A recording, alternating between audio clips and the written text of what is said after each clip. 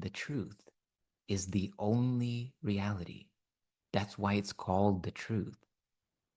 There isn't an illusion and truth. There isn't truth and falsehood. How could there be? Truth is all encompassing.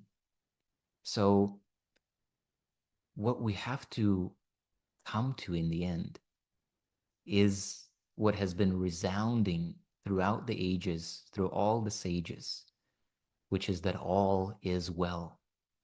Appearances may say something else.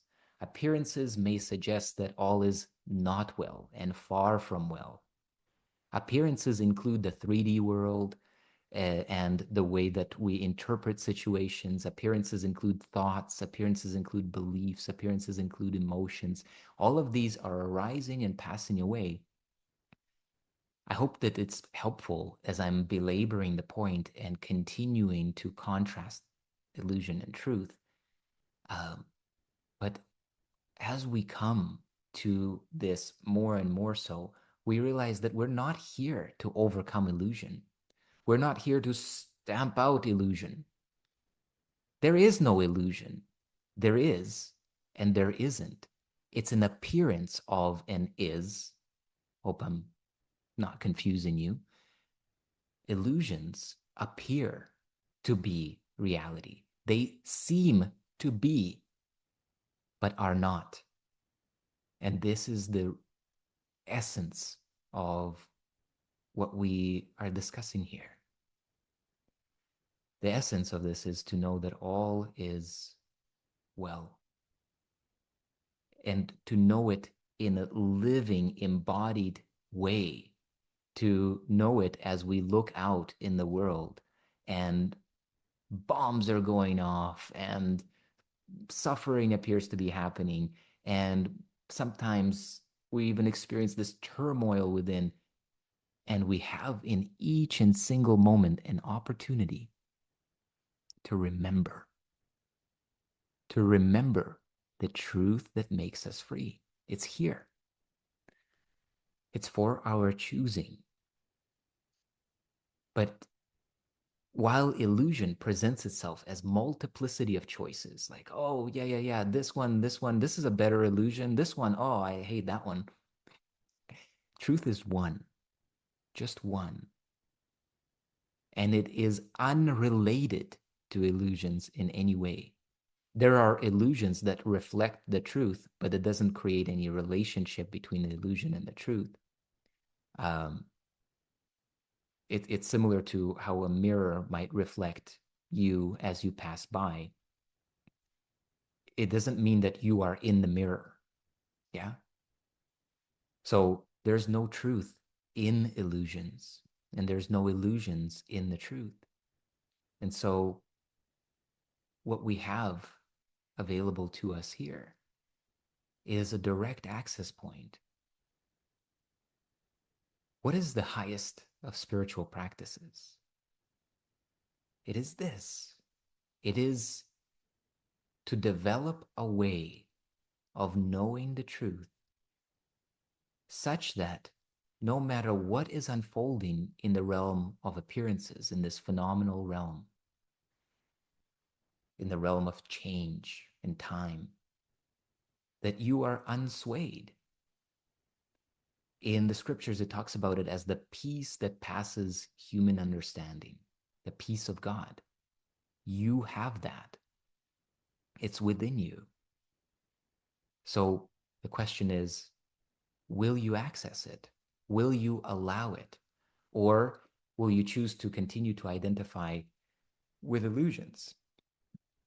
And when I say identify with, please know this: you are the truth. Not you, the personality self, not you as you imagine yourself or think yourself or feel yourself to be, none of those, but you as God created you. You as you truly are. That's the truth. That's the true self. And so when you, as the truth, identify yourself with an illusion, you create suffering, because you take what is eternal, timeless, innocent, perfect, and you say, I am imperfect, temporal, and flawed in some way, broken in some way, guilty in some way. But now you know. It's not that we want to prevent these moments from arising. Don't worry about that. Allow illusions to arise. Allow turmoil, anger, fear, doubt, limitation, blah, blah, blah, blah, blah, blah. And as you behold it with your eyes, realize the truth. And that will be one of the most sacred moments of holding the light of truth up and watching how the illusions simply dissipate. Just like darkness dissipates in the presence of light, so too do illusions. So I see a question here. Are we to view the body sensations, for example, pain, the same way that we view thoughts and feelings? I have a harder time with that for some reason. I can see the thoughts as floating by, but intense body sensations feel thicker. Yeah. Body sensations are just as passing and ephemeral as thoughts or seconds of time. And yet they are the most difficult to overcome, especially pain. And yet, when you can see through them, this is the beauty of certain practices like Vipassana. Yeah. In Vipassana, like Goenka's Vipassana, where you're scanning your body piece by piece, part by part. I've been to so many of those. Some of you will recognize what I'm saying because that's what's in his recordings. Piece by piece, part by part, head to toe. As you scan your body in those practices, what you begin to see is that this thing that appeared really solid, really real, like really like thick, is a cloud, literally a cloud of sensation. Being a cloud of sensation, you start to like it's a level of perception that some of these meditation practices bring you to. And so when you see it and experience it this way, pain can actually like boom disappear like that. You can have intense pain, agony from just sitting stiff, right? Like stiff legs. It's okay. But the moment that you prop into that perception, into that level of consciousness, suddenly the pain is like a flowing river. It's just a river of sensation. Everything is okay. Everything's all right. There's no real pain. Actually, you can even get to the point where it feels like bliss. It feels like, oh my God, like I'm in bliss. Everything is tingling. Everything is alive. So, so pain is definitely not an easy one to overcome. And yet when you do, it perhaps offers the greatest opportunity. But keep in mind that the experience of pain, even though of course we don't like it, of course do everything that you can to minimize your suffering, but the experience of pain is also there for a reason. You see, the entire world of illusion is, it has one purpose, and its one purpose is to bring you to the full realization of the truth. That may not be the purpose that we see in it while we are plugged into the dream matrix, but this is the purpose that the Holy Spirit sees in it.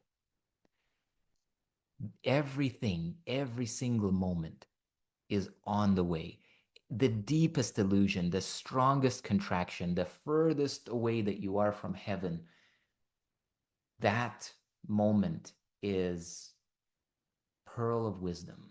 That moment will serve to liberate not only you, but me, your brother, your sister, your mom, your dad, your children. It will serve to liberate all of the collective.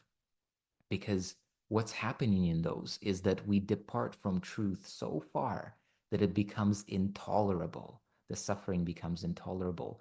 And something in us It's like, whoa, it's almost like a rubber band. We've gone so far.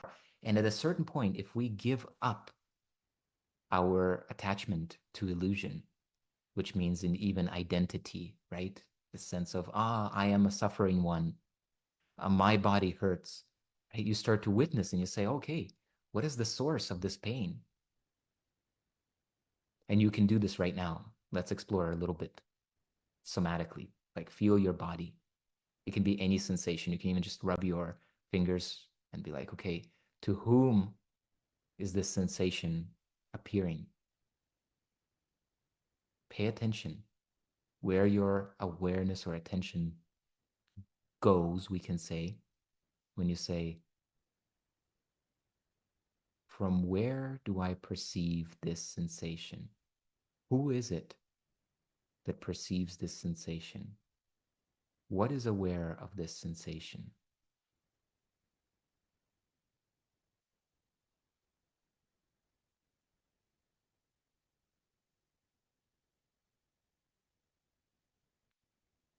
Another angle of this is you could say, what is the source of this sensation?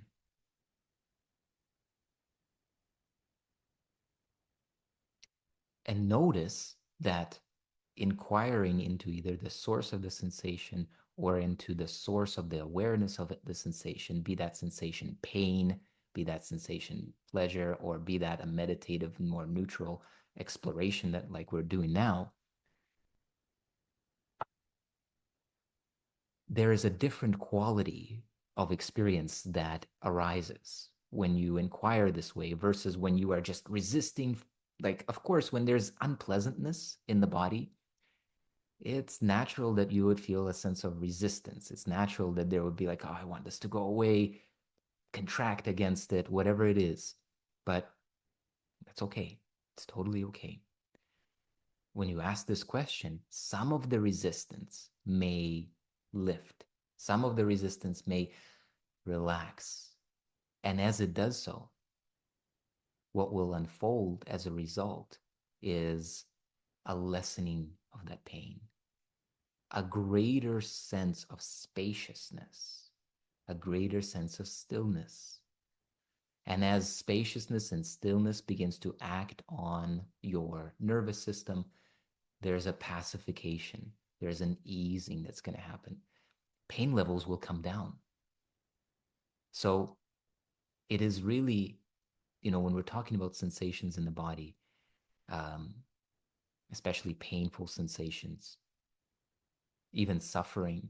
And I know that those are the most difficult moments because in those moments we have departed from awareness. We have departed from our divine center. Seemingly, okay, remember, this is whatever is changing is unreal. It's an illusion, right? But we have to use language here to be able to communicate and explore this. So this sense of departing uh, from this divine center of where you know that all is well. This is what's happening when we experience severe pain or severe turmoil inside. And it's okay. You may not remember the truth if you started practicing right now and something happened to you the moment that you walk out of this conversation. It's okay. It's totally okay. But the more that it comes to your awareness, the more that you place your attention on knowing and remembering the truth, on experiencing the truth in your body as spaciousness, as stillness, as silence, as surrender, as self. The more that you do this, the more it is going to be normal and natural to operate from that. And then, just like when you go to movies, things are happening on the screen. Yeah. Like it's happening to different characters, but you know that it's happening to no one, right? Like whatever is unfolding there is not happening to anybody. There seems to be in movies, yeah, using that as an example, there seems to be war, terror, death, uh, all forms of whatever, sin, wrongdoing, and yet no one is experiencing that. It's an illusion. The person who's playing the character is not the character. That atom bomb that seems to be going off is not an atom bomb. Nothing real is threatened. But nothing unreal exists. And herein lies the peace of God. This is the beginning and the end of the Course in Miracles.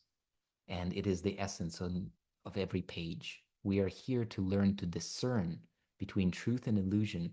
And the moment that that discernment becomes real, tangible, like you have something in your pocket, like let's say it's dark and you can take out a flashlight, this discernment will cut through all illusion, just like a flashlight cuts through all the darkness.